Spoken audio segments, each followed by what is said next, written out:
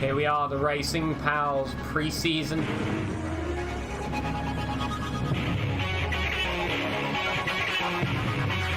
Green flags are out, we're away. Good start for everyone. There's a bit of contact, everyone seems to get through the first corner cleanly. Small gap as deep cut goes wide. Darkus seizes the opportunity to guard the inside.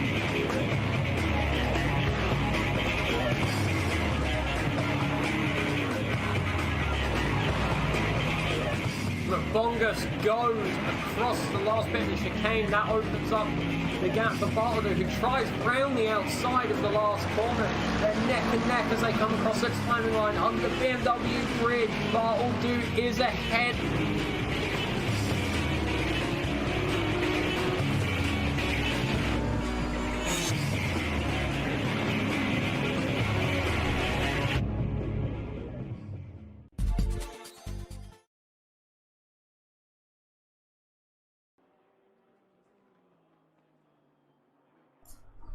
So we have had some time off. We have had the ability to sit back and relax for the entirety of last month, and now we are back once more, getting ready for another exciting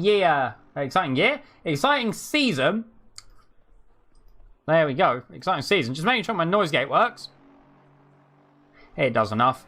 Another exciting season of Racing Pals GT3, this time for Season 3, starting here from Germany at the Nordschleife, or the Nürburgring, because this is the Grand Prix layout. What have I done?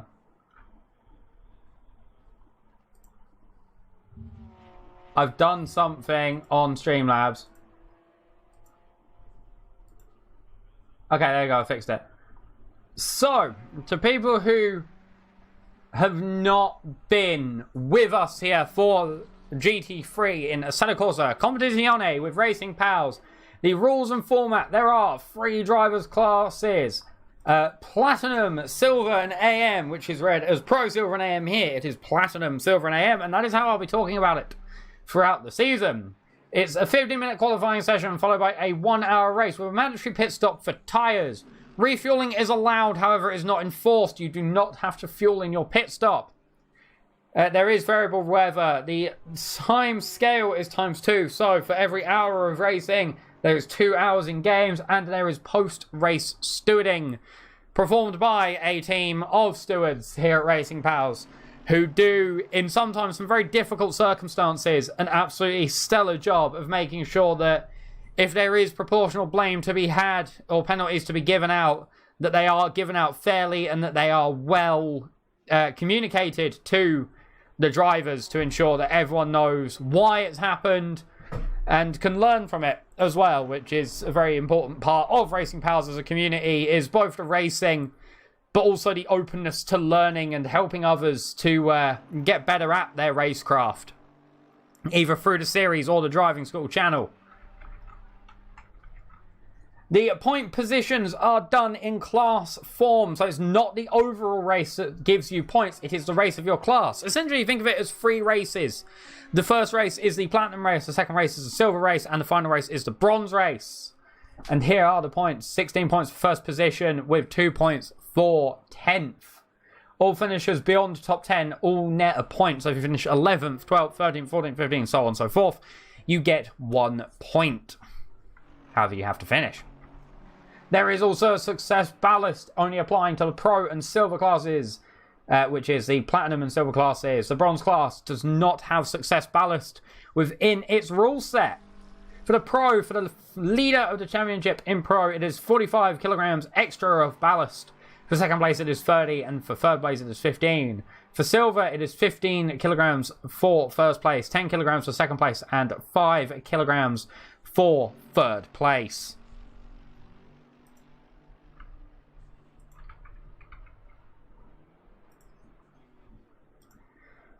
So we are now just in the final minute of qualifying. We have 30 cars on the grid at the moment, and I think, yes, let us jump down to this man, Pierre Moreno, last season champion of the Platinum class, back again in the Spectre Racing 922 Porsche GT3, 911 GT3 RS. There we go.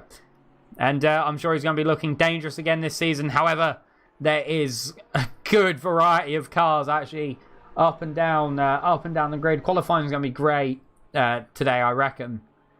For people wondering, the first place in practice so far, just on times, is here. Mr. Yamik Smith, currently running a 155.467. However, Rotter Muscle is very close in second, with Sebastian SDM in third. Also very close between them. So that top three is very compact. Looking down the grid as well, it's going to be very interesting. We are going to be also seeing maybe some drivers go up and down. So a good bit of intel while we ride on alongside Darkius, or Pierre Moreno, as I'll be calling him for the season, is the way that the classes are chosen. The drivers were required to put in a hot stint of 10 minutes and provide the time around, I think, the Circuit Barcelona Catalunya. The cut-off times were then made to promote closer grids throughout the three classes.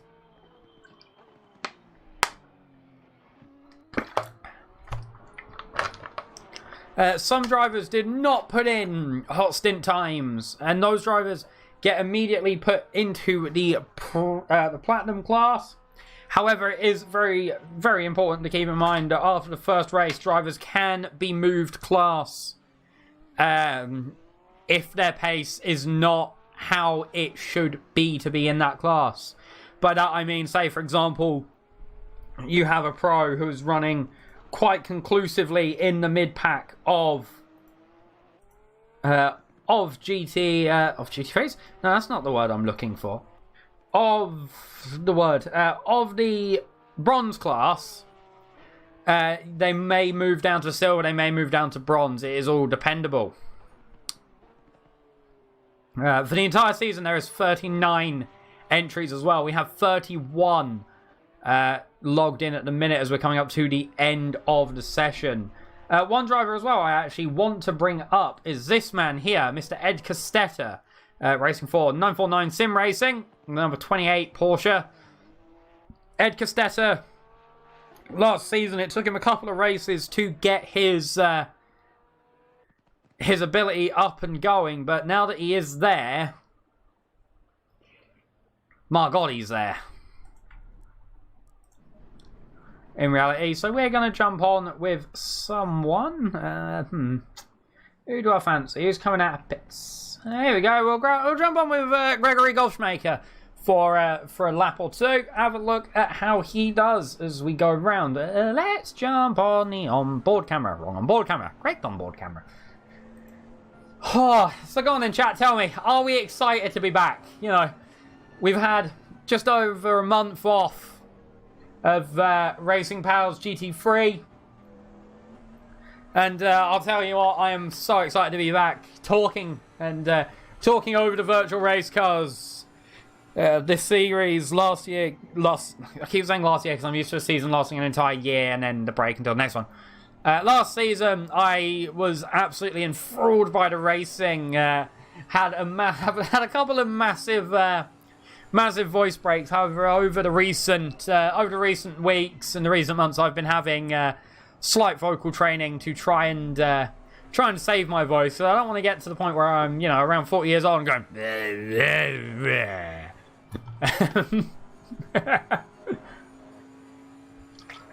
Like that guy off Hot Fuzz. You said you only got your head down because you couldn't see out. But you can't go around cutting other people's heads down. And they go to his armory, full of guns and a sea mine. Just like, what's that? Sea mine! Sea mine! Has it been deactivated? Well, work smacks it starts clicking, they absolutely cack themselves. Oh, I need to watch that film tonight now. I love that film so much. It's so silly.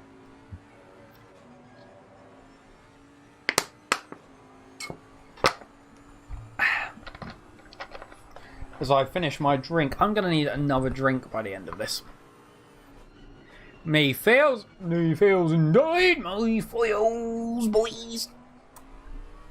So, yeah, today, I believe we're going to have quite a good race. In reality.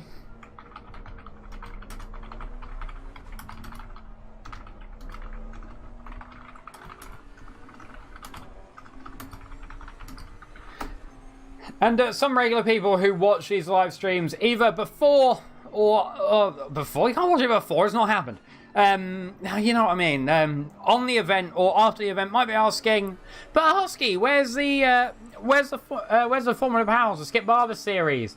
That is being done by Alexander Rhodes, the new commentator for Racing Pals, as I am racing in it. So make sure you go over to his Twitch channel at AJR Motorsports to ensure that you can watch a live coverage of Formula Pals over there when it happens on Sundays and watch me absolutely, you know, plow a car into a barrier. But we have GT3s today. We have the good innings. You know, the very good innings. You say, the rather good innings. What was I talking about? I can't remember what I was talking about. I have, like, got absolutely no train of thought whatsoever today. I'm just so broken. It's more the excitement. I'm like, yes, come on, we get some racing! Woo! As we have our first drivers go across the line to set their time. Gregory Gobschmaker takes first with a 155.467. Bingus Bongus in the silver class takes second, a 155.731, 2/10 off. Oh, someone's just loaded it in. Rotten Muscle there taking the lead of a 154.768. Now, there is a man that I need to jump on with. It's this man here, Ed Castella. How is he going to do as we now come towards the start-finish line? Is he on his flying lap? No, he's just started now. So let's run alongside Ed Castella for his lap here. See how it goes. I think his last lap might have actually been invalidated as more and more times come smacking in. Yamik Smith taking second, a 155.425. So the top three for the the platinum class has been decided, and many more classes are coming in with 32 cars on the grid today here for the opening round. This is going to be a good one. This is definitely 100% going to be a very good one, as Ed Castella currently 8/10 up on his personal best, 1 second, in fact, on his PB. This could be so decisive for him. So decisive as he comes up to the hairpinny thing. It's got a German name and I can't remember it for the life of me. Up towards the Michael Schumacher S's under the bridge thing. My frame rate goes nope.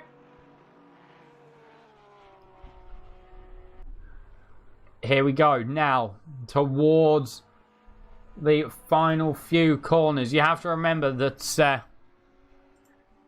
oh jeez, that the circuit doesn't really have many corners in Sector 3. It's a long straight, a chicane, and a corner, basically. And I mean, sure, that's how tracks work, but you know what I mean. Stop bullying me. Yeah, it's sometimes just very interesting to see how people take, especially the chicane here. Do you hit the inside curb more? Do you hit the outside curb? You have a massive sleeping policeman in the middle as well. Now here we go. Ed Castella. Is he going to come across the line and make it to pole position?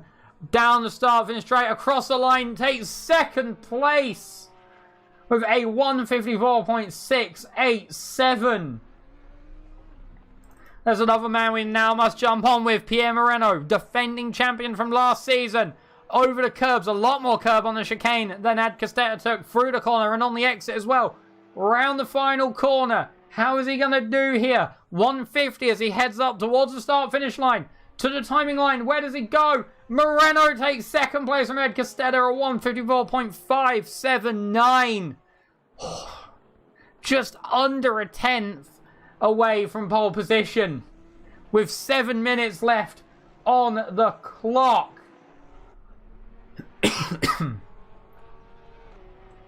As well, here is another driver, Paul Newman. He's actually driving with an injury today as well. He had to have stitches in his hand apparently, and personally I wouldn't have raced, but you know, it's good to see that he is still coming. Even though by his own admission it's in not the greatest of places on his hand to be driving. I think he's driving one-handed more or less, so we'll definitely be interested to see how he does. He's currently running in 6th position. He's getting a tow off of Jürgen Zuscheisen, I think that is, just ahead. There with Brad Hoove in a groove on the move. It's Hoove just ahead of him. We also have a driver whose name I love to say, Medina. Sorry. Interestingly as well, here's an interesting fact. No driver holds more than one best sector. Rodder Muscle in first currently overall has a 54.894. Sector 1 is the best. As Ed Castella just goes fastest, a 154.051. Taking exactly what I said, just completely and utterly out of contention. Now, how is Newman going to do? He's had the tow all lap. He's jumped up 2 positions to 4th place. Now, Pierre Moreno, how is he going to do as he now comes towards the final corner? Is he going to jump Ed Castella? This is the question. Across the line, takes 2nd place with a 10.5 left there. He is going to be so disappointed, and he's got so much more time as Transbaconist takes out Ronald Rottermuscle there. What happened? Transbaconist just seemed to come off onto the racing line with Rottermuscle on his flying lap towards turn 1. What happened? Transbaconist there, back to pits. Rottermuscle is going to be absolutely livid there. He was just coming down on his flying lap, not expecting a car to come over the white line. In fact, that's absolutely insane. I did not expect to see that today.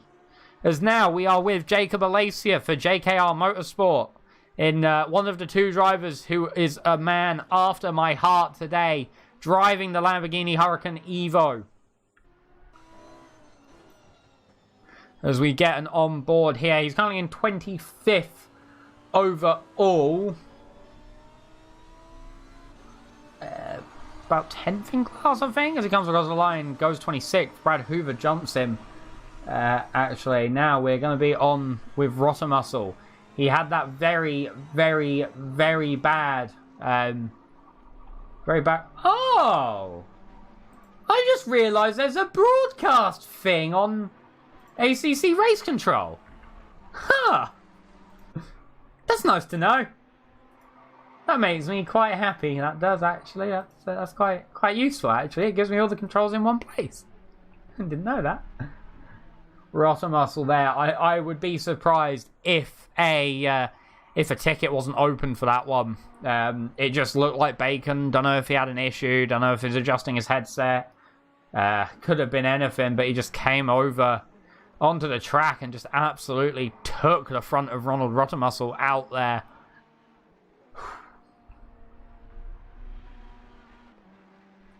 Absolutely crazy. So your top 3 for each class is, for the Platinum class, it is Ed Castella, Pierre Moreno, and Ronald Rottermuscle. All in the 54s, 4/10, separating each driver, the last driver, Ronald Rottermuscle, from Ed Castella. In Silver class, it is Sanchez, followed by Urique Griep and Medina. Sanchez, the pole time for Silver is currently a 155.578, with Urique Griep very close behind with a 155.593. Actually, let's jump over onto that one. One of the Penguin Virtuosos cars. He could do it. And in AM, it's Dizon in first, a 155.974, followed by S. van der Werken Vrecken, sorry, a 156.442, and Uderdorp, a 156.499. We'll definitely see how we go as we jump onto the bonnet cam here. Actually, here we go. Let's jump onto the passenger camera. Yuriy Griep, he is half a second down, so I think he might have had a mistake. It could all come back. We will stay with him for the next lap. And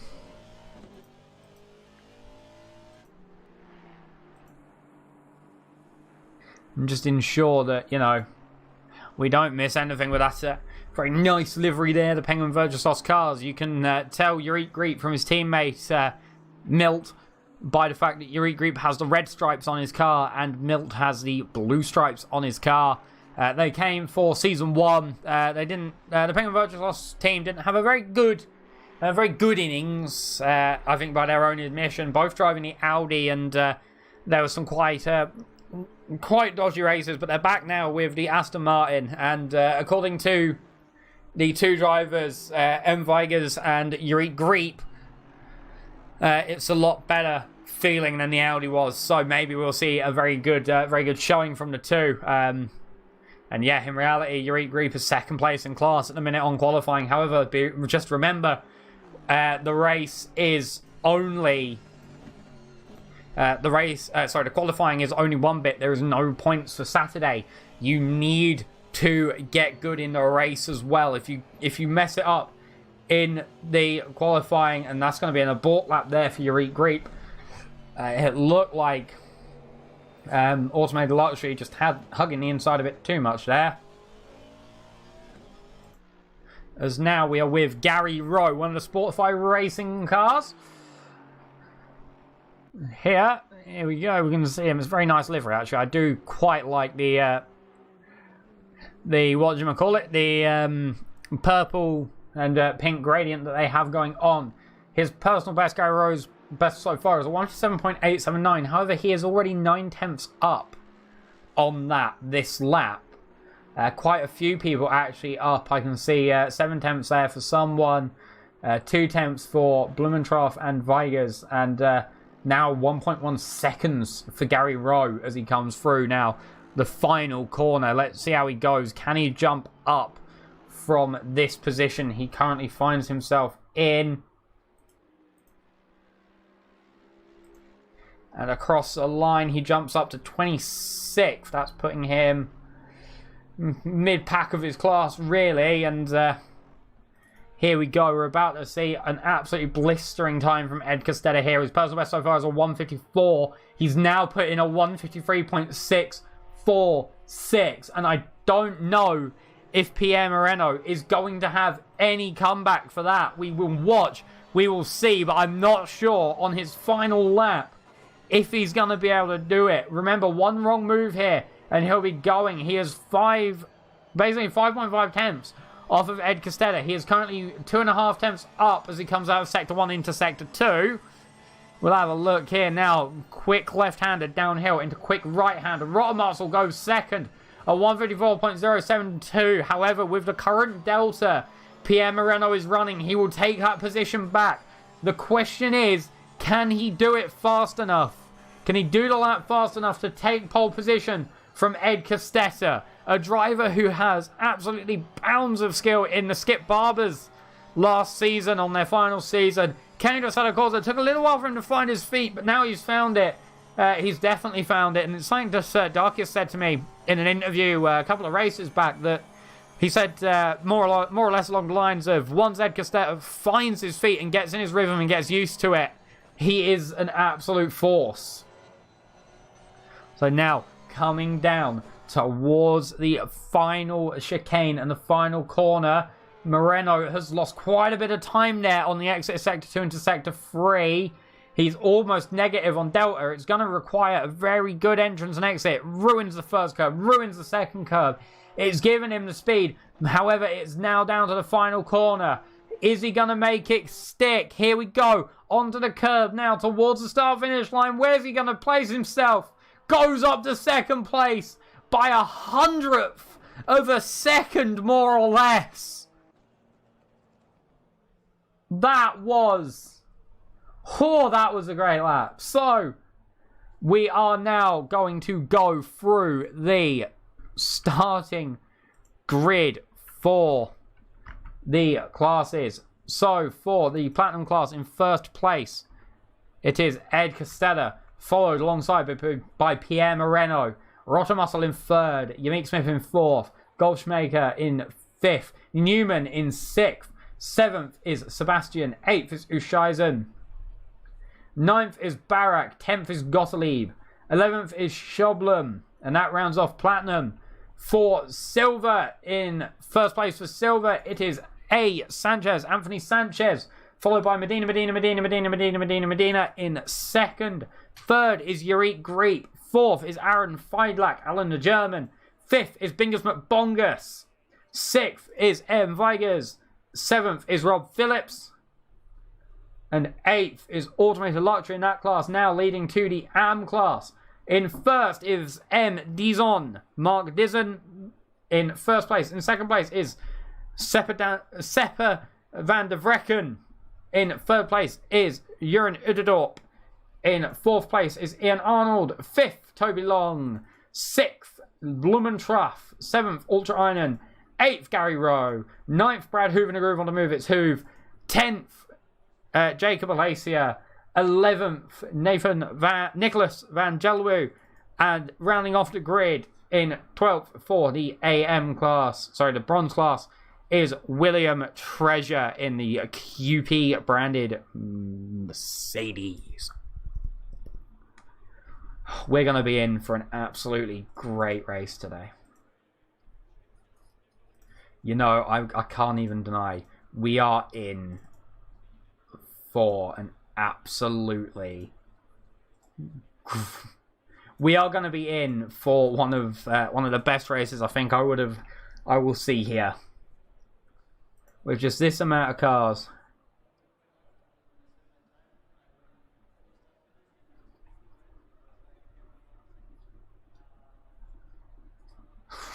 Here we go. We're just waiting now for the drivers to get their final edits done to the cars. This is going to be one of, if not the best race we will have. And I can hope that this does give us absolutely amazing racing on this track. Remember, it is a single file formation lap followed by a double file rolling start at the last corner.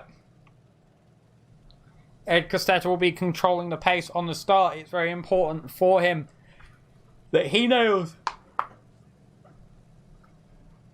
his start, but also that the other drivers nail theirs, as off goes Ed Castella off into the distance. Pierre Moreno has stayed for some reason. There you go, Pierre Moreno's come off the line there. I'm not sure what happened, if he was just, you know, getting ready as he slots back into second place. Remember, this is a chance for your tyres to heat up and ensure that you are ready for the race. Your tyres and your brakes. The tyres will get up through the first few corners. The brakes, however, are the more important one out of the two. Make sure that the brakes are up to spec, as we would say in my world. Make sure your tyres are on fleek and up to spec, so then your brakes, so then when you get to turn one, the brakes are working at peak efficiency. You can see Ed Castella just off there in the distance, getting ready to pounce. As we are looking just up and down the grid at some of the cars, see what is going to go on. Here will be the man who leads the race off of the start, Ed Castella. He is going to be an absolute force to be reckoned with today. His quality time was just, the gap between himself and second place was insane, and we'll have to see how he does in the race as well. The silver and bronze classes we will also have a very close eye on. I feel today we're going to be getting a lot of battles, and I feel today I'm going to be spoilt for choice on what battles we do actually get to see. You can see not even all the cars are out of the hairpin yet, and already Ed Castella is on the entrance to Sector 3, which is here. I'm classing it because that line on the floor is very easy for me to remember.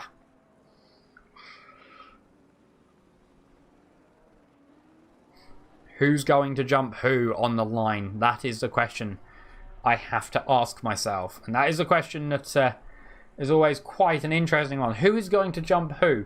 Where will the time be gained? As you can see, the back of the grid are just coming out of the Michael Schumacher S's now. And already up ahead, the front of the pack are starting to form 2 by 2. It's always a scary bit. This is the bit that always gets my heart pounding. Both if I'm racing and as a commentator, is getting ready for the start of the race. Your heart is pounding. You feel your heart actually sink a little bit sometimes. You know, you feel your stomach sink just a little bit as you get ready and just ensure that you get the best start you can, but also to react to all the threats that are around you off of a rolling start. In my opinion, more so than off of a standing start. As off of a rolling start, you're going to have people immediately up to speed, immediately fanning out and getting ready to pounce. Here we go. As we come round the final corner, Ed Castella is going to control the pace, starting to the race. Once we get over that timing line that you can just about see coming onto your screen now. Now, there, and we go green here at the Nürburgring for round 1 of the GT3 series here at Racing Pals.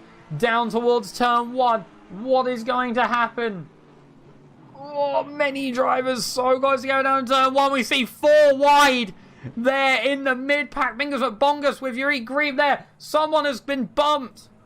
Someone has been bumped. I think that was actually Vegas, but someone got bumped off a bit there. Ed Castella is under pressure from Pierre Moreno already. Sanchez also under pressure from the cars behind. There are 2 cars behind actually that are also under a bit of pressure. I think that's Medina,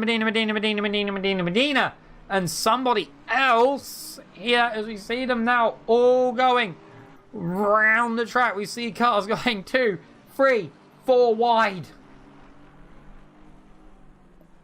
There's someone off up ahead. That's one of the Penguin Virtuosos cars. That's Greep, I think, or is it M. Vigers? One of the Bentleys has slowed up as well. I'm not sure what Bentley that is. We are having to wait for a little bit just to ensure that the timing on the game is correct and up to date before I turn the overlay back on, because otherwise it was like, I don't know. As Ed Castella currently in the lead. Darkius, however, is keeping pace to him. Right, here we go. Viger's got a drive-through, probably for speeding off of the start there, as he hasn't pitted, so it can't be a pit lane speed limit infringement. As we see Sergei Sebastian coming up now in the Ferrari, chasing that Mercedes that is up in the Lightning McQueen livery, who goes deep. Oh, Sergei Sebastian takes the opportunity there. Rotten Muscle as well has actually dropped down quite a bit. What happened to him? Did he have contact off the start? He was actually under attack from Barak, Mr. President, as we've dubbed him here in the Discord. Is now going to the outside. Is Barak going to try to switch back? Someone's gone round. I think that's Jürgen Zuscheisen in the Bentley. People are having to avoid left, right, and centre. Oh, I think everyone goes okay, but someone almost got it, as Rob Phillips has come into the pits along with Bingers and Wongers. I think 2 cars there who have damage. In fact, as here we see Ivan Barak, Mr. President, still attacking Rotten Muscle, who is also attacking S. van der Vrecken up ahead as well in that Lightning McQueen inspired livery there. As Barak and Rotten Muscle 2 wide. Well, it's always risky to try to go around the outside there because you open yourself up to the car behind, which, yeah, Ian Arnold has been opened up on the rear end of Barak. Actually, as now we head down to the hairpin. Is he going to try for the inside? No, he was looking, but that's not really a move that's on most times. So here we see Yamik Smith going up the inside of one of the Penguins cars. I think that's Vegas, but I could be wrong.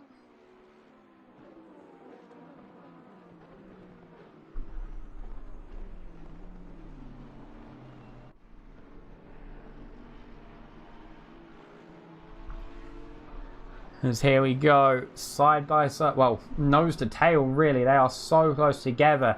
Here is Jürgen Zuscheisen, the man who had contact at turn 1, now down in 20th.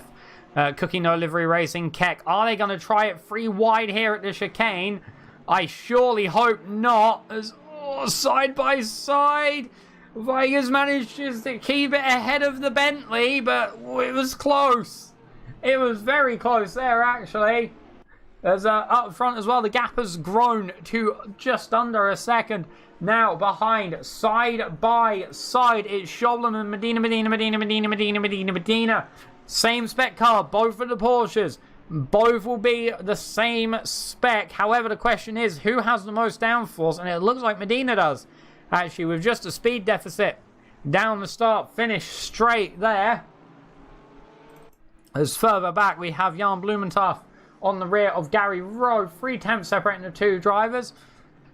And it is extending through Sector 1. As now we head back further up the grid. Ronald Rottenmuscle here on the rear still of S. van der Vrecken.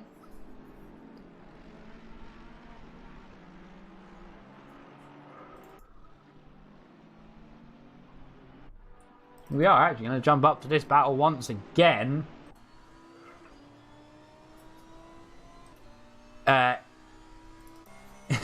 With a silver car, with a silver driver ahead. However, there's a lot of bronze drivers around the place as well.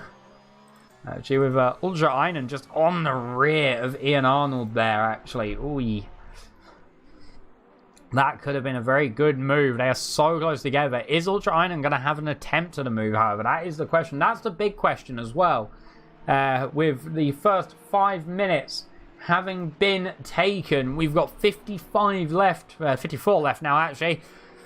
So it will be definitely a night full of race, and we have a massive pack forming in the bronze classes. Oh, side by side at the chicane. Uderdorp there for Tracing Point. Just looked like he got a bit of a tap and looked like he got turned just a bit. Has to go over the pit entry. Milad Vegas has to come into the pits to serve his drive-through. That's going to put a dampener on his race. How's his teammate doing? His teammate's up in 6th. Currently 2nd place in class. About 3 seconds off of Sanchez there. So he could actually strategy this quite well and maybe walk away with the first victory in class. As we are now with Brad in a groove on the move. It's Hoove on the rear of Alacia. The interesting question as well is further back down the grid we have Rob Phillips and Bingus McBongus. Both drivers took their pit stops earlier on. I think it was for damage. How are they going to do? That is a big question. How are they going to get on this race? I was taking your initial pit stop isn't the best of plans, as now we are with the battle for first place. They've been sat quite happily at 6 to 8 tenths. Oh, Pierre Moreno goes off into the sand. Whoa, we got a beautiful angle on that one. Pierre Moreno just hit the grass on the inside, and that's it. That unsettled the car enough for it to go off into the sand, costing him now 4 seconds of gap to Ed Castella. Already from like 6 tenths to 4 seconds from one mistake. I know I don't like to say the commentator's curse exists, but the commentator's curse exists. And it existed quite hard there the minute I switched back to Pierre Moreno versus Ed Castella. Pierre Moreno makes a mistake that's quite rare for him as a driver as well. Ow! As we are with a pack. This is 8th position to 11th. All within a second of each other. In fact, they are quite close. Leading this pack is Seppa van der Vrecken, actually, in the Lightning McQueen car. Very nice, very good livery, actually. I quite like that. With Barak in the middle, as well as Yurik Greep. And Rottermuscle, who's not been having the best of races, as now we are with Yamik Smith, who very much slots out the inside there of Burning. Now, how is Aaron Feidlak going to look? Is he going to try and move into the hairpin? It's all going to depend on the exit, but also about your gearing as well. Remember, if you time the gearing perfectly, you will be able to get better speed down the straight. Obviously, when you gear, it takes a second for the car to do it. If you do it at the correct time, you get a very good bit of torque and power on the shift. Here we go. We're going to drive along with this for a little while. We're going to jump on the rear wing of Burnink. Here's a head towards Sector 3. Now in Sector 3, how are they going to do? Remember, this is where we saw Pierre Moreno have his issue earlier on. Both drivers look like they get through it cleanly. Half a second separating Burnink from Feidlak, with a second separating both of them from Yamik Smith, just up ahead in that Bentley as well. As now we're going to jump on with Sergio Sebastian, who just nicely slots up the inside of Dizon there. Dizon currently in AM class, but currently running in 7th place overall, with Van der Vrecken running in 8th overall as well, which very surprising for two bronze drivers. Normally you'd expect, when you look at drivers and when you look at class systems like this, that bronze is going to be very close to the rear over the pack, but no, at the minute we have a silver in 4th place overall, and we have the top two in bronze in 7th and 8th respectively, which is very good to see. Actually, very good to see the let Zimbervative say it, slower drivers, because that's really how a lot of people see AM classes and silver classes and bronze classes. It's not, in a sense, you know, they can obviously always pull off good races. And yeah, Yamik Smith actually under pressure from Burning again. He was ahead just a moment ago, but now they are neck and neck. Is Aaron Feidlak going to look on the inside of the hairpin? He was looking, but it wasn't to be in the end. They have also opened themselves up for Ian Arnold behind as well in the Lexus. Here we go. This is what we came to see in motorsport. Just this time, let's hope that no car goes on top of another car and ends up in the sand. That's one for all the Dutch fans out there. Oh, as Burning goes very deep. Manages to keep Feidlak off. However, this has opened the gap a bit for Yamik Smith now. Open to 8/10. And it's closed Feidlak to 2/10. And Arnold a second. Now, where is Feidlak going to look? Is he going to look into the chicane? It has been a risky one. However, it has sometimes worked. There is contact. Burning goes round at the chicane. Off he goes. I think there was contact between Burning and Feidlak.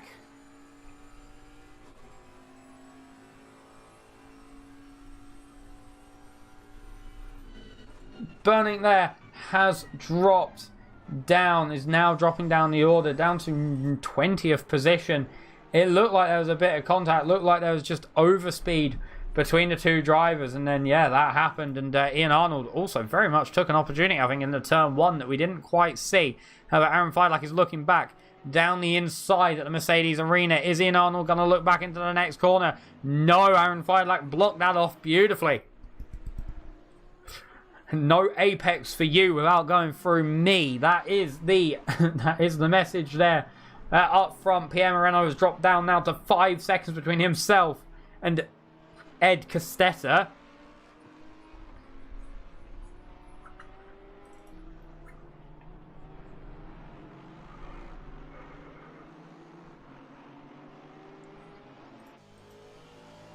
So we are now with Jürgen Udadort for Tracing Point. He had that collision at the chicane earlier. He was down in 18th position.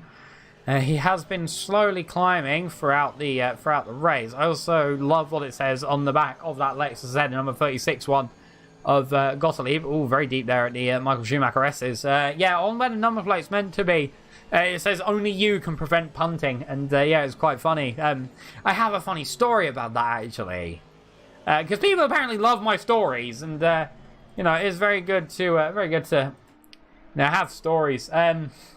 Someone I know was in a league, and you know, there is you know, liveries. So because it is you know, a tin top league, quite a big boot on the cars as well. I can't remember. I think they're minis. He put a picture of a puppy on the back of his car and said, "No one's going to punt a puppy," followed by all of the cat people punting a puppy. Which, you know, task failed successfully, and I said you should have put both a cat and a dog on it. You know, I was right in that situation. He wasn't. And, yeah, it just makes life a bit funnier when you have these stories. Now, towards turn 1. Is Ugadorp going to have a look? No. As in the chat, Automated Luxury is saying, carnage out there today. What happened, Luxury? What happened? I saw you were on track, and you have issues as Ugadorp there just takes the inside at the Mercedes Arena. However, goes deep, making the move, so Gottlieb gets back ahead. Very good switchback, opening themselves up to Gary Rowe behind as well. Here we go. Here we go. This is the close racing we like.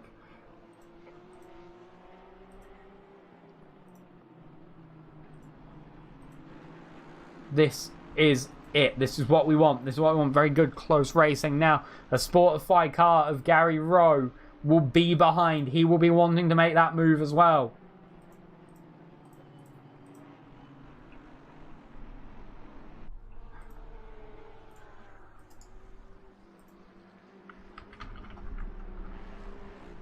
This is exactly what was up front as well. This is exactly what was wanted from Ed Castella, who is currently running a fair whack ahead of Pierre Moreno. 5.8 seconds now, and it is steadily opening as well. 5.96 seconds.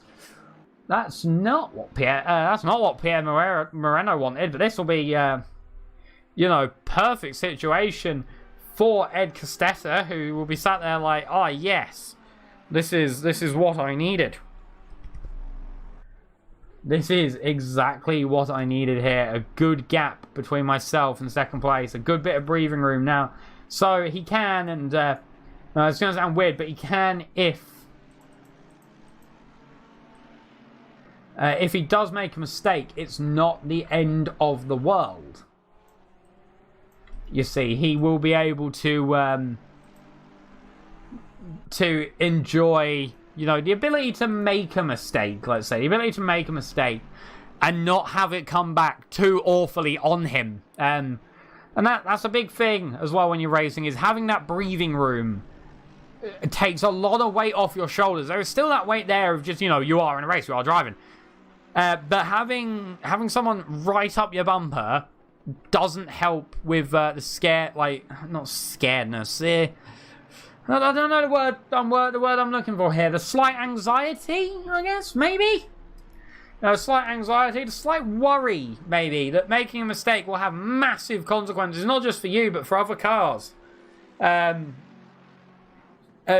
having that breathing room, either between yourself and the car ahead or yourself and the car behind, will help out matters.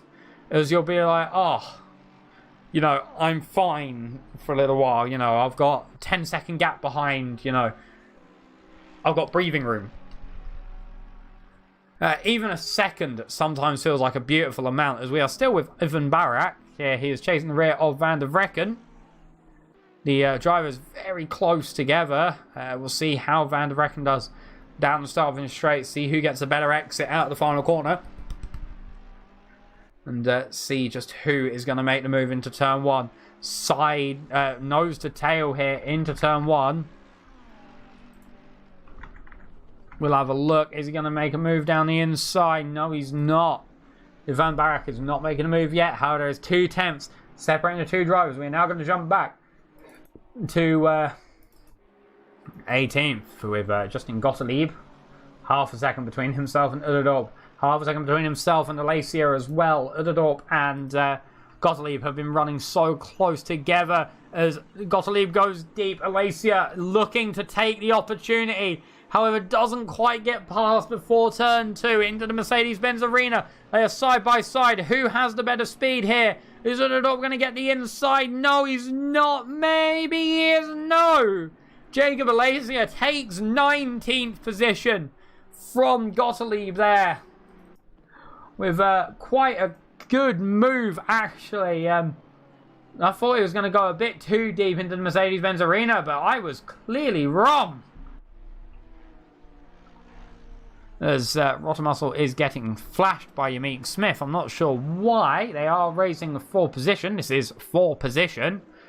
The car ahead is also for position. The car ahead is for position. We'll have a look as into sector 3 they go. They're not going to want to battle for too long because remember, battling does does slow you down, and you don't want to get slowed down too much. Otherwise, you're going to have the problem of the car behind getting a bit close for comfort. I don't know why I said it like that. Actually, that was rather strange of me. As Rotomuscle goes round. Not sure what happens there. Was there some contact I was missing while I was looking at my timings? Oh dear, Rotomuscle's gone round at the final corner. I think there must have been contact. I'm going to have a look. Yes, there was contact at the 37 and 107 car. Not quite sure what happened there. However, there was contact and it did end up with a car going round. Rotomuscle has not been having a great race today. At all, in fact.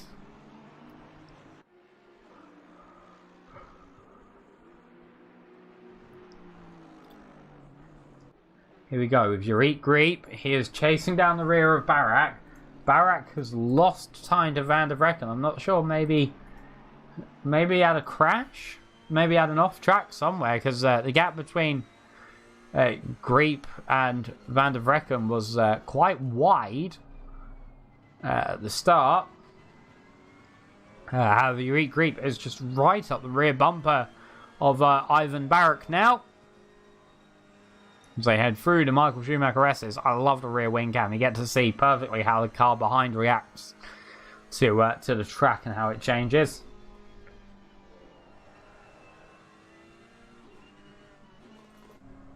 Here we see Jürgen Zuschaisen for Kokino Livery Racing Keck going round the inside of Brad Hoover at the hairpin to move up into 21st position.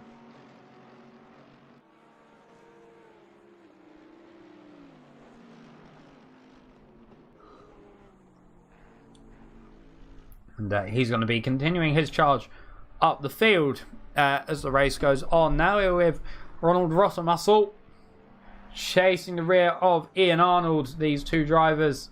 Rotomuscle has not had the best of races today. I'm sure he'll say that by his own admission. It's been a rather bumpy ride for the driver. And past this round, I think at the end of it, he's going to be sat there like, you know, hopefully chin up, move on to the next one. That's the best thing you can do when you haven't had the best of races is, you know, chin up, on to the next one. You know, there's no point sort of sitting there for a long time going, ooh, into the Mercedes-Benz arena. Who's going to get the inside into the next corner? Ian Arnold does, but is Rotomuscle going to have the speed over him? No, he isn't. So Ian Arnold stays ahead again. More aggressive turning from Ronald Rotomuscle there. Then Ian Arnold did. He hit the apex a lot heavier.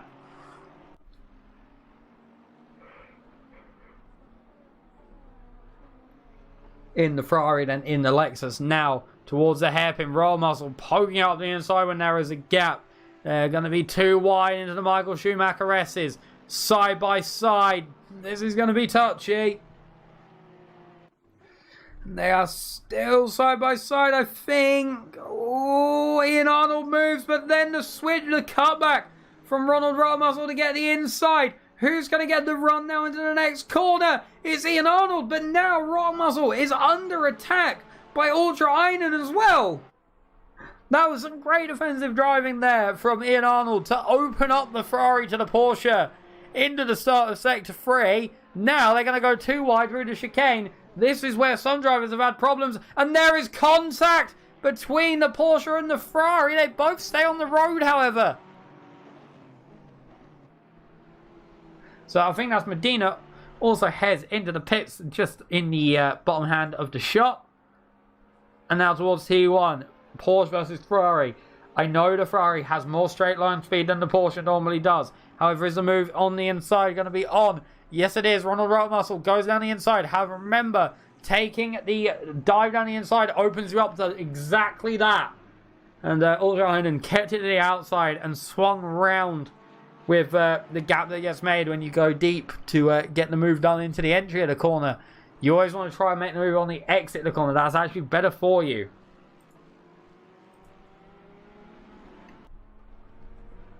As a driver, the gap is now 4 tenths between Ultra Einen and Rotomuscle. Now we're on the rear wing of the Vixen Racing Porsche. And you can see, is that a Dedorp behind? Is it? No. It's one of the Sportify racing cars, actually. Might be Gary Rowe. Behind, in fact, might be Gary Rowe.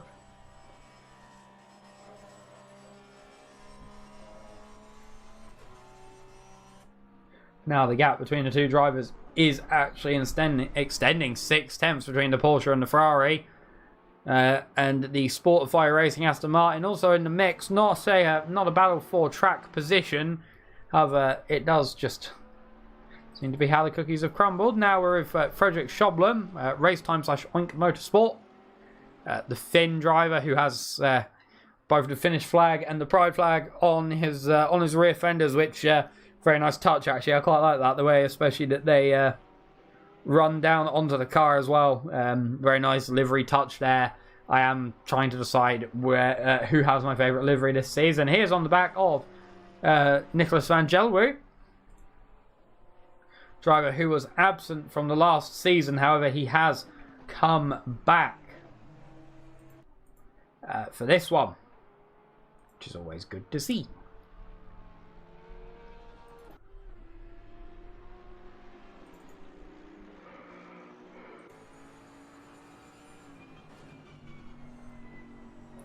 Now we have a pack. Yamik Smith at the rear of it, followed by Yariq Greep, Barak, and then Van der Vrecken.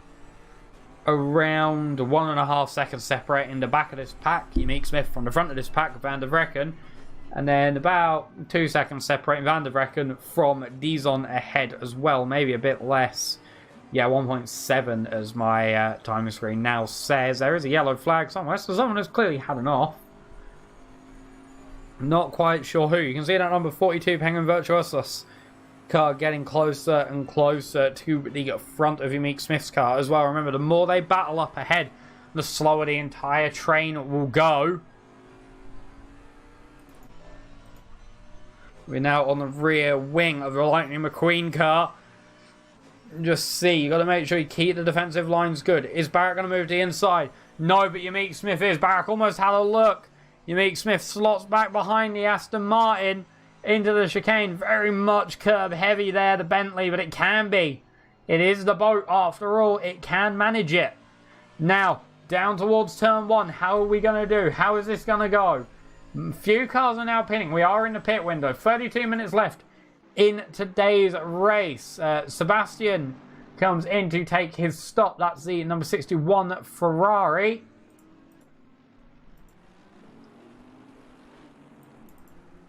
That's the Van Barak round. What happened to Barak? He's round at turn 1 and he's on the marbles. I'm not quite sure what happened there. Jay Ablasia making a position up in the pit lane. And then here is Anthony Sanchez, for the Astro Racing machine. He is currently running in 5th. First in the silver class, 5th overall. He is chasing down the rear of Paul Newman, in the number 23 Ferrari. So I suppose it's now, after the pit stops have changed and we've had a few laps to bed ourselves in, we'll give a update on who's where. Because right now with the pit stops, it doesn't really give us much of a picture. Now, I'm curious. Ed Castella and Pierre Moreno, when are they going to come in? Because they will be racing each other. Ed Castella stays out for another lap. What about Pierre Moreno? What does he do? Does he stay out or go in? He comes in, Pierre Moreno, into the pit lane. Ed Castella will now need to make sure he defends from the undercut attempt of Pierre Moreno. This could be a very interesting fight up front once it relights. Yamik Smith now chasing on the back of Van der Vrecken as well. And here's a driver we haven't checked in with for a while. William Treasure, the QP machine. He always says that whenever I switch to him, he has a crash or an off or a problem or something.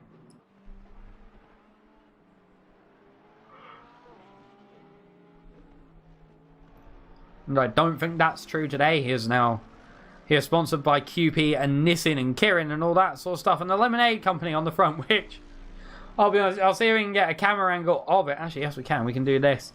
You can see that it's a glass of lemonade that he's put on the dent where the hood scoop is. Because it rises up. It makes it look like a glass of lemonade, which I thought was a really cool... really cool little attention to detail thing. So that's quite nice. Quite nice to see.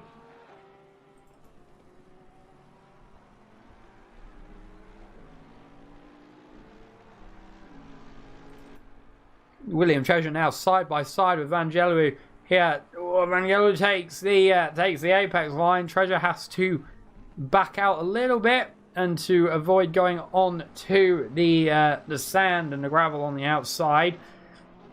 Now we'll have a look as they come around the final corner. Medina. Technically ahead on the road. Oh, Vangelo has some issues there, allowing William Treasure to go through at the final corner. Now they are too wide as they run down to turn 1. William Treasure against Medina. Here, one car has finished a pit stop. The other car hasn't. Into turn 1. Medina's going deep. Is William Treasure going to be able to switch back on him? No, he's not. It was now the top 4 also coming to the pits. The leader of silver, followed by second and third in silver, and first place in pro, and first place in silver coming into the pit lane as well, leaving only a few more drivers to take their pit stop. Van der Vrecken also coming in now, so I think we are well within our pit lane period. I think that's what we're going to say. Many drivers now coming in. We'll see as well. Where is he? Where is the man, the myth, the legend? He was about 6 seconds off of Ed Castella when he came in for his stop. How is he going to do here? Ed Castella has been released from the pit lane. He will be released, and I don't think there's going to be the overlap for Pierre Moreno to make the move. No, there's not. Ed Castella's already through the first corner. However, it has, I think, closed the gap up between the two drivers. So we could see a battle towards the end of the race here. This will be very interesting to see if we do see a fight emerge between the two race leaders.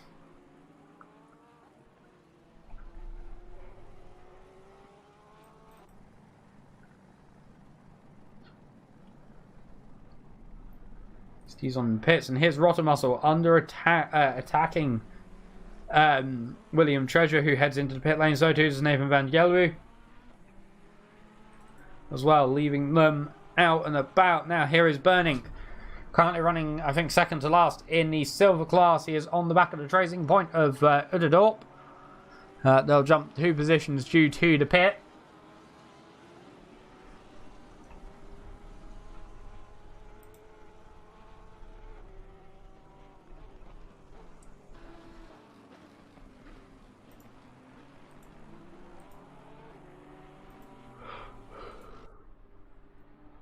However, we are starting to come up towards the end of today's race. In fact, we've only a few more drivers now ready to take the pit stop. 26-minute left stop. That's a very interesting one to see. We normally see most drivers go for a minute over or a minute under, sometimes 2, depending, but never 4. Really, I don't think I've seen that yet.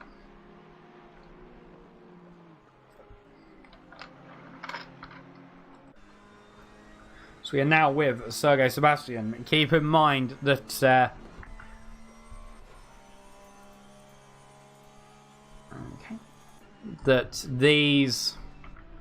this pack here, we see the Audi, the Ferrari and the Aston Martin are all for position as Aaron Feidlach now takes the lead of the race due to the pit stops. He has not taken his stop, however. Barak is coming for a stop. Gottlieb has stayed out. I think they're the only drivers now left to take a stop. In fact, of today's race, as we are now looking at Sergio Sebastian starting to attack the Aston Martin. Sorry, not the Aston Martin, the Audi. There we go, Audi towards turn 1. And you know what? Let's have a really bad dad joke. Actually, what car does a What car does a cowboy drive? Audi.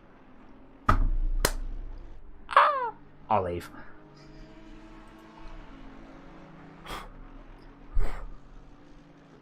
I'll leave.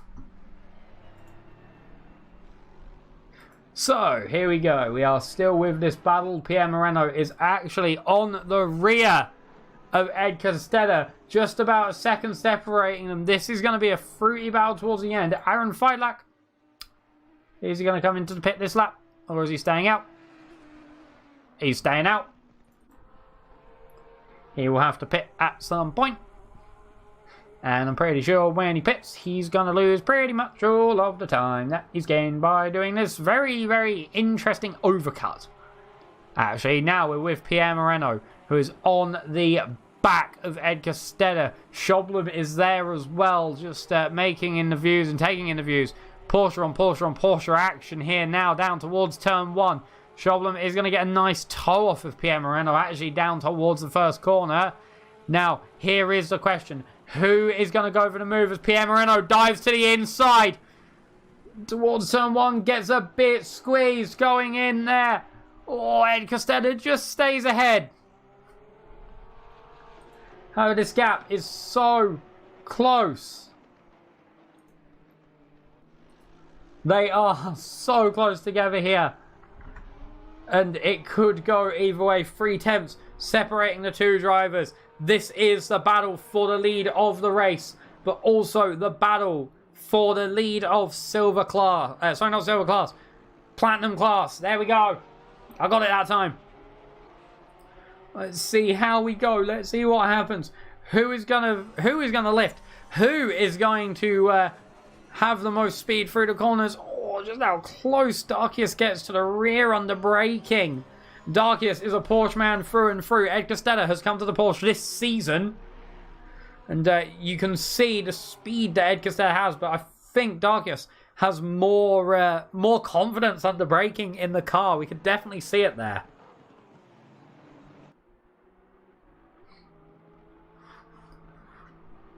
Now, remember, Darkius had that issue, and yeah, he is Pierre Moreno. He is skirting that line very, very close on that right-hander onto this long back straight. Now through the chicane. There is a Sportified car just in the front there. What's going to happen?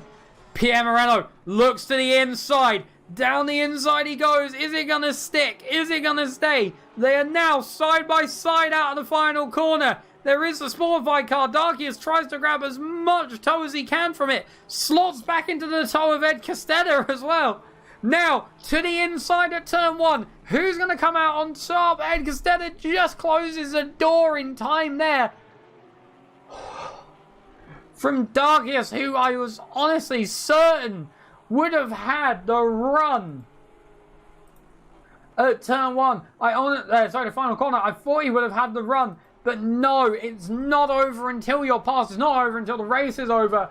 And they are still so close together. And now further down the grid, we have Gregory Goldschmaker against Gottlieb around the outside at Mercedes-Benz Arena. Now the question is this move going to work? Is he going to get the inside into the next corner? Yes, he is. That's the move for 4th place done.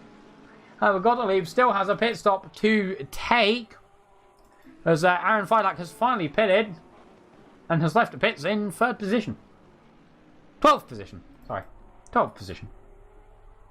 So that puts Ed Castella back up into the lead of the race overall. Still in the lead of Platinum class as well, as we are going to drop back down the grid here to William Treasure against Nicholas Van Gelder there up the inside at the hairpin on the exit. Beautiful move there from Transbanist William Treasure. Absolutely stellar move. And now we have William Ultrainen running in 17th, currently on the back of Ian Arnold. This will be for 3rd in class? Yes, this will be for 3rd in class. Here as they head into Sector 2. Now, a quick left-hander into a quick right-hander, both of which are on camber, but they go downhill. It's not as easy as just point the car and go. It does sometimes like to step the car out just a little bit, as we're now jumping back up to this battle. Pierre Moreno against Ed Castella. Pierre Moreno very rarely looks at lungy moves down the inside, but against Ed Castella, his I think his closest rival in the old Skip Barber Series, and probably soon to be his closest rival in the RP Series as well. They're going to race each other very hard throughout this season. I can tell that this season is going to be a fun one. So let's have a gander at Pierre Moreno steering inputs here as we head through into Sector 2. The left-hander.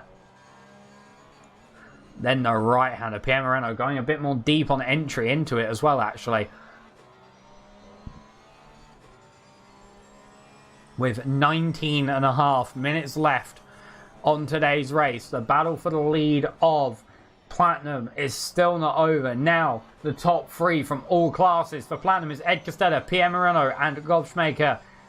In silver, it's Sanchez in the lead, followed by Yurick Greep and Aaron Feidlach. They are 1st, 2nd, and 3rd in silver, 6th, 8th, and 11th, respectively, overall. And in bronze, it's Dizon in the lead, followed by Van der Vrecken and Ian Arnold. That's 1st, 2nd, and 3rd for the bronze class, 7th, 9th, and 16th overall. As I get a straight face from Rob Phillips in the chat as well.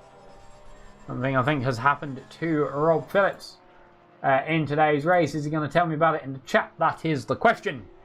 As we are still with this battle for the lead. A second now separating the 2 cars. It's still so close. Ed Castella, after Darkius made that mistake earlier on in the race before the pit stops.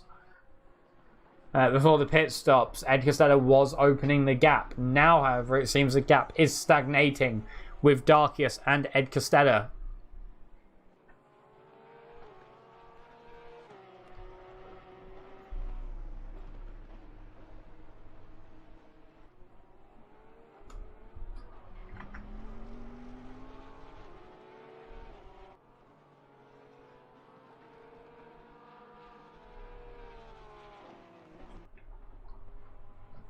And then drop to Medina, who is chasing the back of Aaron Feidlach. Just that it was a mess, apparently. Am I not getting any more than that, Rob? Am I not getting any more? Now, here we are on with Milad Weigers there against Musselheim, Bingus McBongus. Lamborghini against Aston Martin. Who's going to come out on top? It is in class, so it is a battle for class position. Which is position 6 in class. Position 6 in class. All the 2. Let's just have a remember of what that means for the points. So 6th in class, that'll be 6 points for the start of the season. Very good place to start off on. As now to the inside. It's going to be close to the inside goes Milad Vegas. I think Muscle squeezed in just the right amount to actually bleed off any overspeed that he had on the Aston Martin. And now Vegas is looking back down the inside. No, comes out of it Mercedes-Benz Arena. A few drivers have done that. However, you can go down the inside there, but it does open you out if they get the inside. However, you can sometimes do a switchback like that. Now, side by side is Muscle. I'm going to stick the inside on this corner. No, the Aston Martin just outbrakes the Lamborghini. Between each other, now 6th in class is Milad Vegas.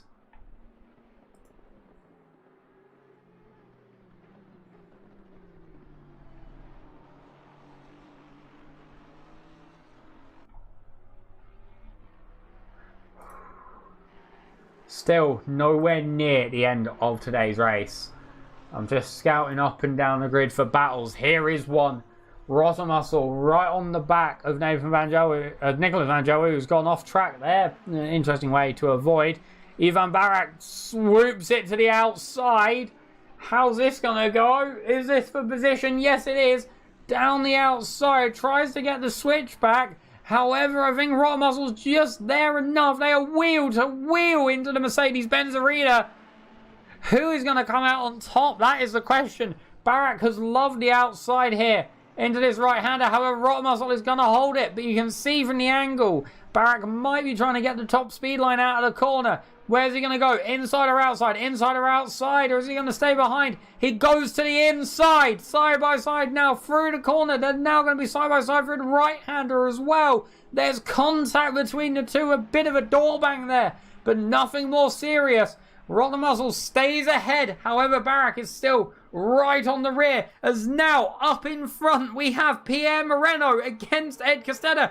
2/10 separating the two drivers. Where's Pierre Moreno going to look? Is he going to look down the inside once again? No, stays behind this time around.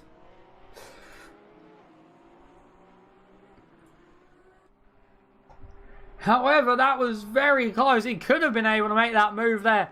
However, I don't think he knew just how close he was into turn 1. And the amount of tire marks in the grass at turn 1 very much show you how today's race has gone. As now, side by side, Pierre Moreno is going to have the outside. Maybe the inside in the next corner will be very important. And there's contact! Pierre Moreno goes round. Ed Castella does wait for him, though. And then drives off.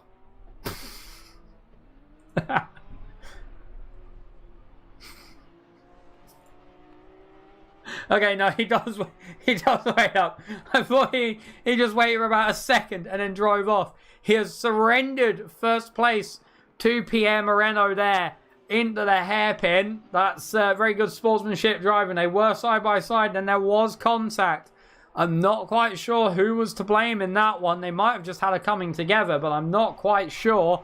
The race is still far from over. I'm sure these two drivers will be back at each other again pretty soon, as now we are with Aaron Feidlach, Alan the German, currently chasing on the rear of Van der Vrecken. It isn't for class position, but it is for overall race position, so it could be an interesting one to keep an eye on. Now we're going to jump a bit further back to Burning. Again, this is just for race position. This isn't for class position. On the rear of Ian Arnold. As we are now entering the 12 minute left mark. We will be so close together. As now back up ahead, Ed Castella. We're going to stick with them just for a little bit and see just what happens. Pierre Moreno looks to the inside just to try and break the toe a little bit. Which is always a very good idea. Break the toe as much as you can. However, Ed Castella will not be letting up. He has led this race quite handily up until this point, up until his contact with Pierre Moreno. We'll have to see. Is he going to be able to have that push back and have that second wind to get the Spectre Racing Porsche?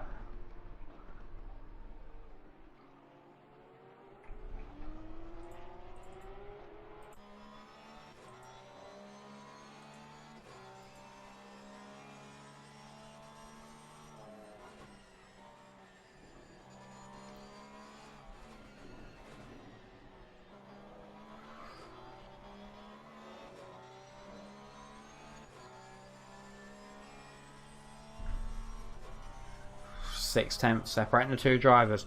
This could be very, very close. It sometimes takes about a second to get into mind what's happening,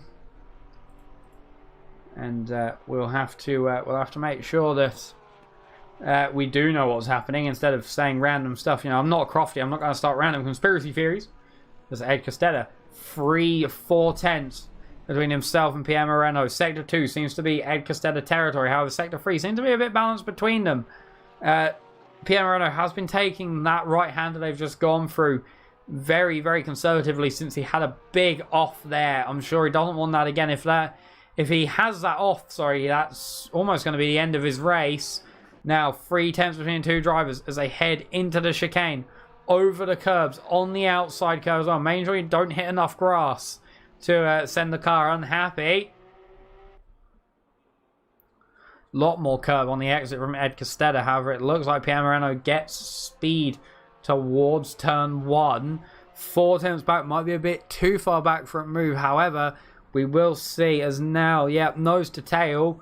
And just look at the inside there. Just how many tyre marks exist in that grass. That's going to need re-turfing at the end of this. With 4 attempts separating first and second place overall, and first and second place in class. In my mind, the lead of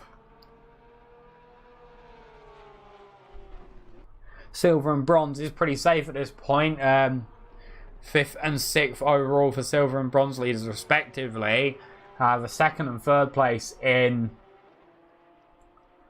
silver seem to be a little bit scary actually. Yurick Griep is 7 seconds ahead of Feidlak, who is second. Yurick Griep is second in silver and Feidlak is third. However, Medina is just over a second behind Feidlak as well. So third place is under threat, I feel. As Pierre Moreno goes round! They both go round! They both go round at the Schumacher S's! Pierre Moreno looked like he made a mistake and they both go round. Now here comes Goldschmacher, who makes a move on Moreno but doesn't make the move on Castella. It's absolute pandemonium in the closing minutes of today's race. There's looting in the stands. As everything seems to have started to fall apart for Pierre Moreno there.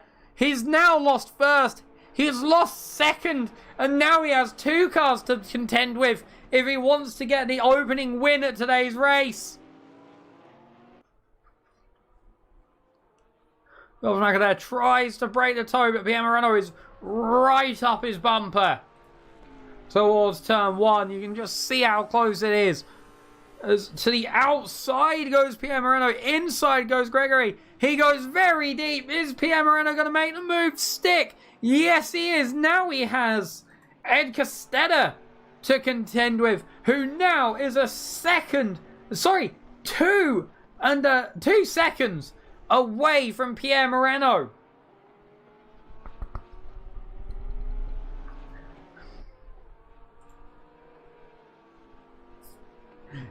Yeah!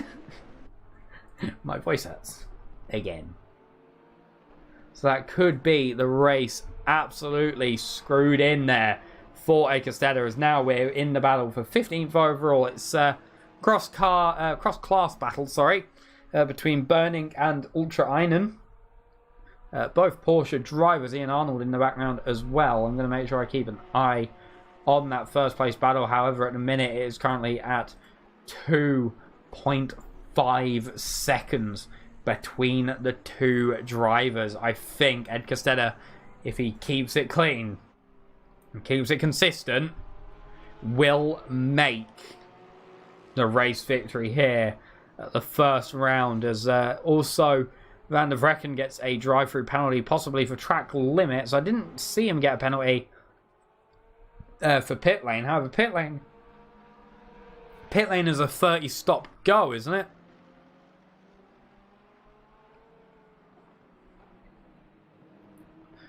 I believe pit lane is a 30 stop go. If you get that now, the gap in the lead as well has grown to 3 seconds. Now looking at Yamik Smith, chasing the rear of Dizon, current leader of the bronze class. I keep wanting to call it AM, but I know it's not AM, I know it's Pro, and my mind's like, it's AM, it's AM, it is AM. It is AM, and I'm like, yeah, I know it's AM, but my brain's like, no, I don't get it. As we see Yamik Smith sneak out the inside at the final corner. Is he going to hold it down towards turn 1 now? This is the question, because it is for on-track position. It's not between classes, but really, when you say between classes for the drivers, they see it as, he's trying to beat me. I want to beat him. As Yamik Smith makes a move stick there against the Audi as they head into the Mercedes arena. Here is Jürgen Udderdorp for Racing Point. He's had a very mixed race today. I feel he's had some issues, he's had some offs, as off there goes Blumentraff. And now on the back of Jacob Alacia, what's going to happen here? Is he going to try the inside? Is he going to try the outside? They're both going outside, but who's going to have the speed on the exit? I think there may have been a bit of contact. Alacia sticks to the outside to get the line into the Mercedes-Benz arena. The first part of it, it is a free corner complex. So there's 1. Here's 2. And here's 3. See? Counting. And now we have Ivan Barak against Rottermuscle, who is also chasing down Medina. Rottermuscle and Barak are in the same class, and it'll be 4. 6th in class, which is 6 points. Remember, 6 points for 6th in class. Oh, Rottermuscle's going to look down the inside there. We just see side by side with Medina. Is the move going to stick? No, Medina has the inside. Who's going to get the line out? That's the big question. Medina gets absolutely caught up now. Rottermuscle versus Ivan Barak. Who is going to win here? Are we going to see 2 wide into the chicane? Yes, we are. 2 wide into the chicane. Here we come. No, we're not. Rottermuscle has the overlap there into the chicane to keep both lines and make sure that no unruly overtakes will happen.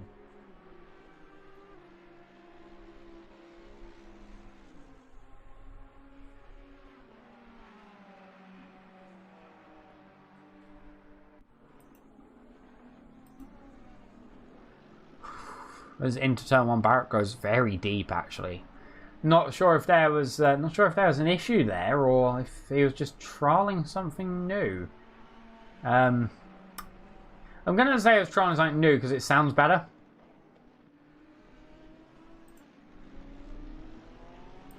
And here is current race leader Ed Castella.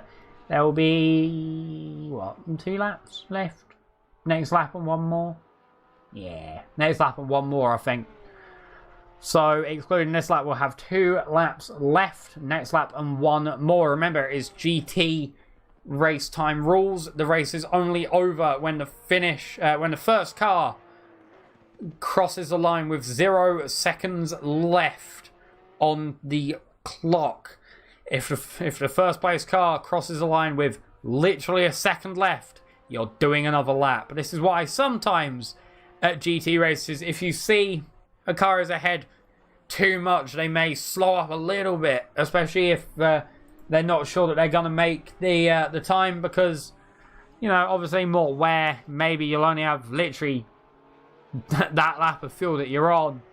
You know, there's a multitude of reasons why it might happen. It might not happen at all. Some people might do it, some people might not. It all depends on the ebb and flow. Don't know why I said it like that, actually. As we now see Jürgen Udderdorp again on the rear of Jacob Alacia. They have been nose to tail for a little while, actually, and they have caught up to Ian Arnold and Ultra Einen just ahead as well. See, some people are taking a lot more of that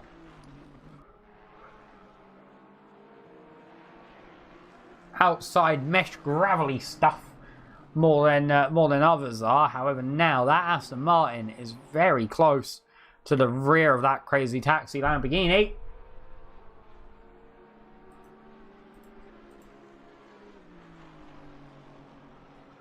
Towards turn 1. Is a move on order? That's the question. No.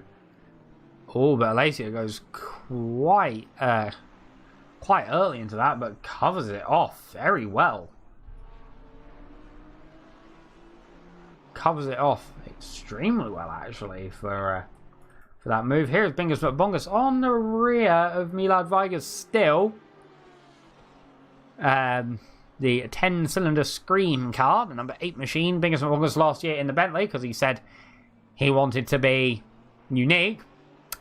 And then everyone chose the Bentley. So he got mugged. This time he's in the Lamborghini, which only one other person has picked for the entirety of the season, and that is Jacob Alacia, who is in the next class down and is currently beating him. The up ahead here is current race leader. He will be taking the victory as long as he can complete this lap consistently.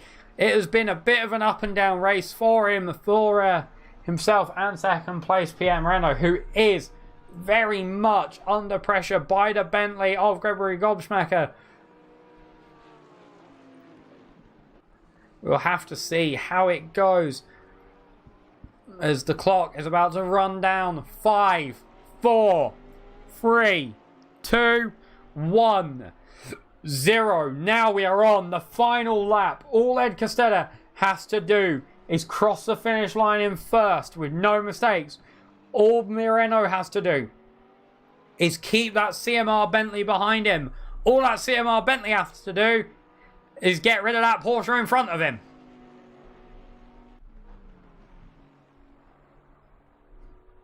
It's going to be very close between them. 4 tenths, 5 tenths around, 4 or 5 tenths depending on what time I look at it. It could be anyone's second place here.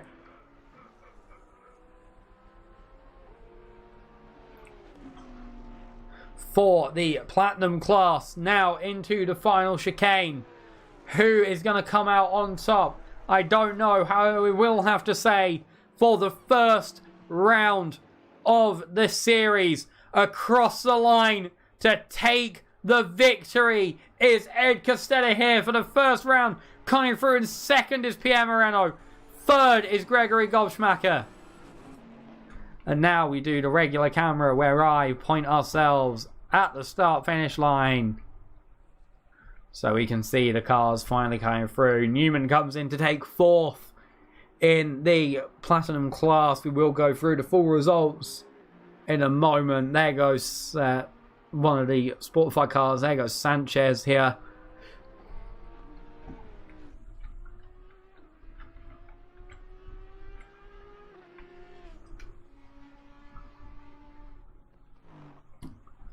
There is clearly going to be a very happy Ed Castella. Maybe a bit of a downhearted Pierre Moreno. After this.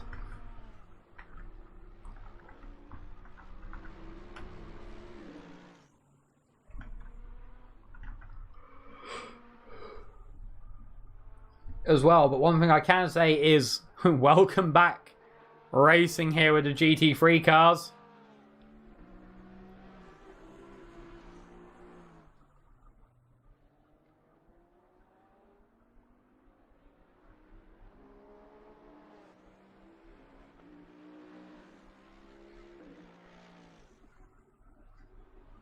Now the rest of the cars are coming across the line.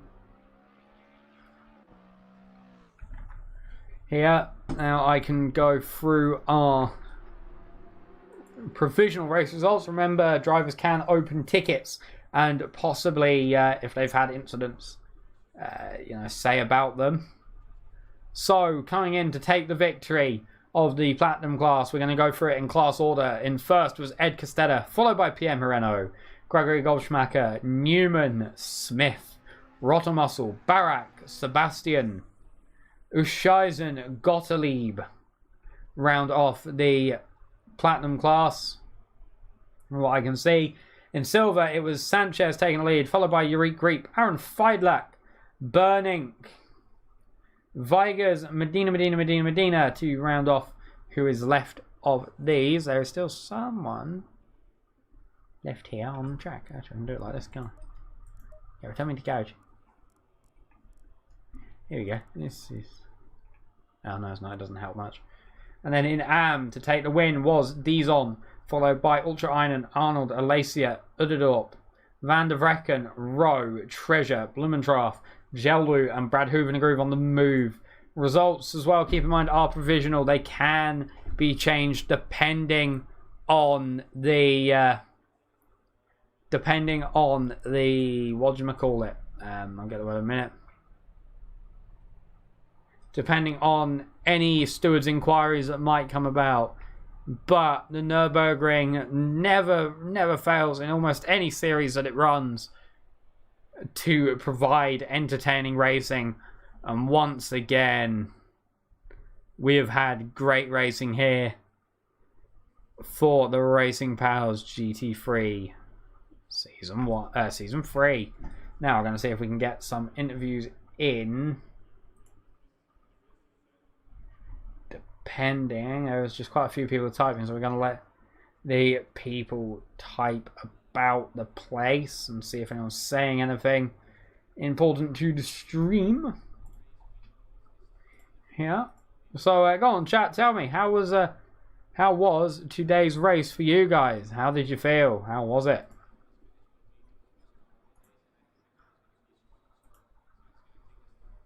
How was it? Who had the best overtake that we saw today? Anyone gonna say about that? That's the big question. Who had the best overtake of today? That's a hard question, really. I can't really put my hand on it. I have to look back at the race replay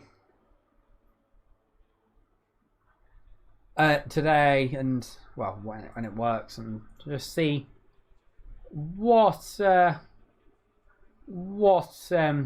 happened, because we caught so much on the stream, and it's going to be difficult to it was difficult to keep up with at points. Sometimes we get amazing racing with so much happening that you never really know what's going to happen, but definitely been a great race.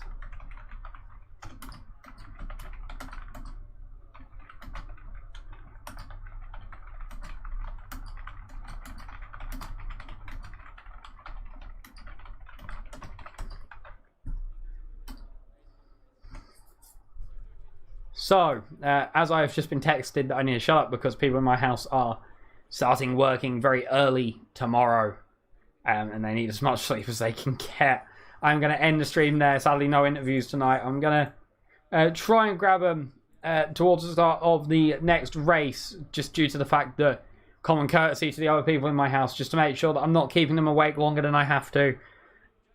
So, from me and everyone at Racing Pals, thank you for watching. Make sure you look at the previous season videos over on my channel for the Formula Pals series that runs the opposite Sundays to this one. Look over in twitch.tv/AJR Motorsports, where that will be live streamed by Alexander Rhodes. Until next time, in 2 weeks' time, where we will be at the Nürburgring, I believe. Yeah, the Nürburgring, Sunday the 26th of September. I've been Husky.